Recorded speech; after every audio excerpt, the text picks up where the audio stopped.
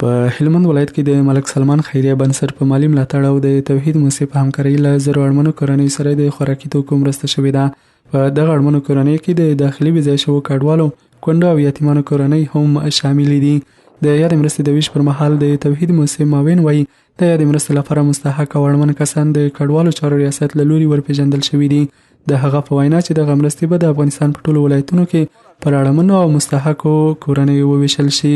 د مرکز ملک سلمان په مالی ملاتړ او د توحید د مؤسسې په همکارۍ باندې په 40 ولایتونو کې دا مرسته په پام کې نیولې شوې ده چې ځینې ولایتونو کې تقریبا 43 ولایتونو کې مرسته ترسره شوې ده او فعلا د هلمند په ولایت کې د زرو اړمنو کورنیو سره مرسته ترسره کیږي چې په دې اړمنو کورنیو کې داخلي بې ځای شوي مهاجر یتیمانان او کونډې داخل دي او خوراکي توکو کې 50 کیلو وړي دي، 5 کیلو بوره، 5 کیلو لوبیا، 15 لیتره مایع غوړي او 15 کیلو وریجې شامل دي.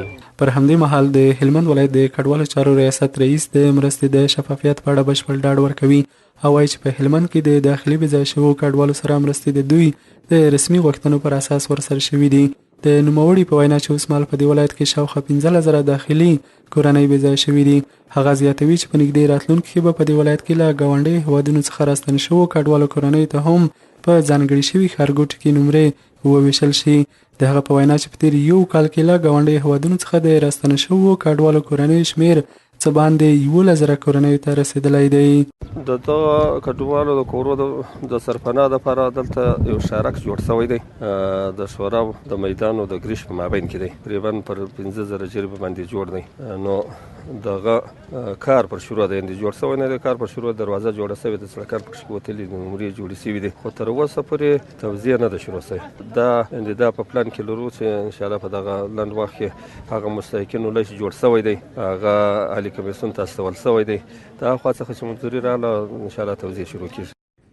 بلور بیا مرسته ترلاسه کوونکی نظیر احمد د یادې مرستې په ترلاسه کولو خوښ دی او وایي چې دا مرستې به تر یو څه وخته د دوی د ژوند لومړنۍ اړتیاوې پوره کړي، خو نوموړی له اسلامي امارت څخه د دوامداره مرستو او کاري زمینې برابرولو غوښتنه کوي. والا چې ښه وساکې سوه، نه پریشاني وه، نه تکلیف و، داسې یو 20 دقیقې ښه منظم دغه نیول شوی و، تکلیف و پریشاني نه وه. بس دا رالو ګوتې مو ورولګولې، ښه انشاءالله ترتیب برابر دی دغه اوس. د دې یادونه خو نه دا ده چې یوه ګونۍ وړه دي، یو بوتل غوړي دي او وریجې دي، برده او چولې دي. یاره که داسې درته وایم چې د کوچني کور به انشاءالله 15 ورځې او د غټ کور به داسې 11 ورځې 8 ورځې کار وکړي انشاءالله.